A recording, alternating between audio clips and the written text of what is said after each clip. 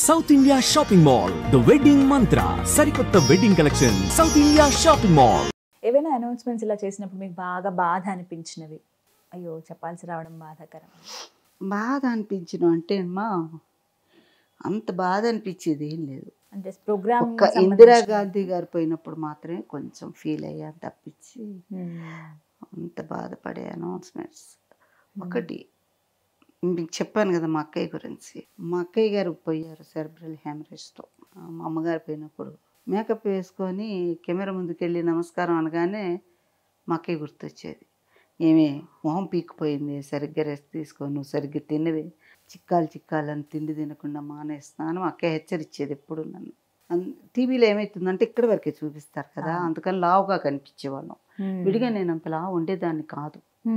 అందరూ close shot మనకి mid closeup ఉండేది. మిడ్ క్లోజప్ లాంగ్ ఇవన్నీ ఉండేవి కదా. సో నేనేం చేసేదాన్ని, అందరు లావ్ అనౌన్సర్ అందుకని తిని మానేసేదాన్ని. మాకే కేకలేసేది. అప్పుడు మాత్రం కొంచెం డిస్టర్బ్ అయ్యాను. మల్టీమీడియా ఫెస్టివల్ అవి వచ్చినాయి రామారావు గారు సీఎంగా ఉండగా. పరిస్థితుల్లో అట్లాగే కొన్ని చేశాను నేను. ఎన్టీ రామారావు గారు మాత్రం 3 సార్లు కంపేరింగ్ చేశాను, చేతి మీదుగా అవార్డు తీసుకున్నాను.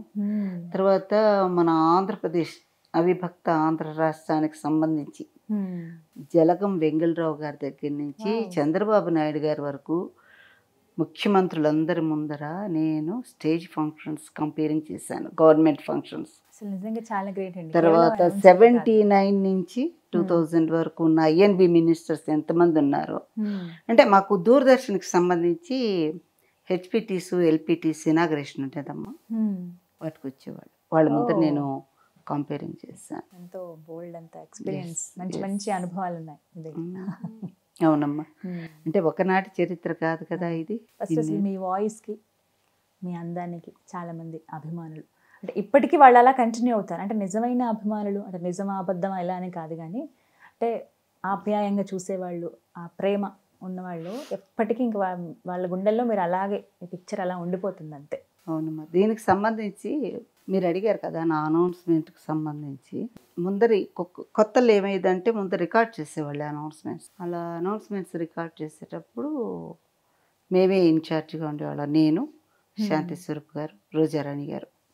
కొద్ది నెలలు ఒకళ్ళు, కొద్ది నెలలు షెడ్యూలింగ్ ఆఫ్ ద ప్రోగ్రామ్స్ అన్నీ కూడా మేము చూసుకునేవాళ్ళం, అవన్నీ చేసేవాళ్ళం.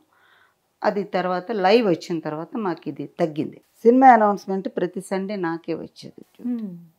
మాకు యాక్చువల్గా సాటర్డే సండే హాలిడేస్ అయినా కూడా నాకు ఎప్పుడు హాలిడేస్ నేను అవైల్ చేసుకోలేదు. ఈవెన్ ట్రాన్స్మిషన్ డ్యూటీ అంటే వెళ్ళాల్సిందే. ఈవెన్ 8 క్యాజువల్ లీవ్స్ ఉండేవి మాకు, ఎప్పుడు నేను వాడుకోలేదు. ప్రతి సంవత్సరం సరెండర్ చేయటమే. ఎప్పుడు సెలవు పెడితే వెంటనే ఫోన్ వచ్చేది, విజయదుర్గ పలానా ప్రోగ్రామ్ ఉందిరా, పలానా ఖమ్మం ఎల్పిటి ఇనాగ్రేషన్ ఉంది, మీరు బయలుదేరండి అని. నేను తల్లిండా నూనె పెట్టుకునేదాన్ని, దొరికింది అవకాశం మనకు ఒక్కరోజు ఇంట్లో ఉండేది కానీ వెంటనే ఫోన్ వచ్చేది. వెంటనే మళ్ళీ తాస్తున్నాను, రెడీ అవ్వటం, బట్టలు అట్లా ఉండేది. సినిమా చివర నా స్టైల్ చెప్తున్నా.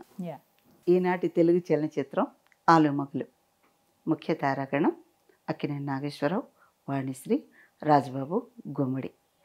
సంగీతం సోన్స్ చెప్పేసి. ఇప్పుడు ఆలుమగలు తెలుగు చలనచిత్రం మీకోసం అన్నవేదాన్ని. ఆ మీకోసం అన్నవే ఆ లాస్ట్ దానికోసం చాలామంది వెయిట్ చేసేవారు.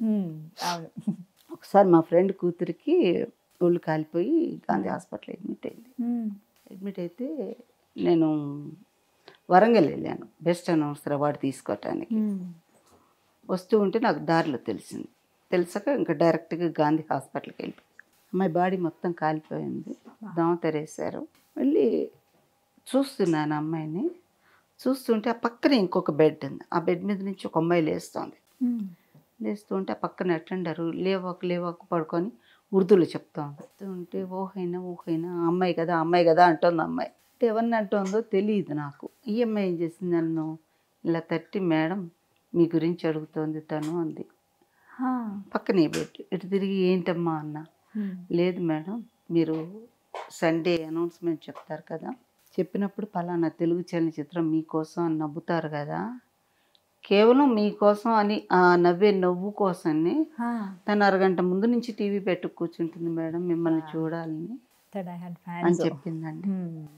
ఇప్పటికీ నాకు కళ్ళమ్మ నీళ్ళు వచ్చింది. నీళ్ళు వచ్చి నేను వస్తాను మా అమ్మాయిని లేపొద్దని చెప్పి వెళ్ళి ఆ దోంతర తీసి ఆ అమ్మాయి మొహం మీదలాగా ఆ అమ్మాయి మొహాన్ని ఇలా చేతుల్లోకి తీసుకొని మొత్తం కాలిపోయిందండి. నేనేనమ్మా విజయదుర్గని అని చెప్పానండి. ఆ అమ్మాయి ఎంత సంతోషపడ్డదంటే అయ్యో బాధపడుతుంది.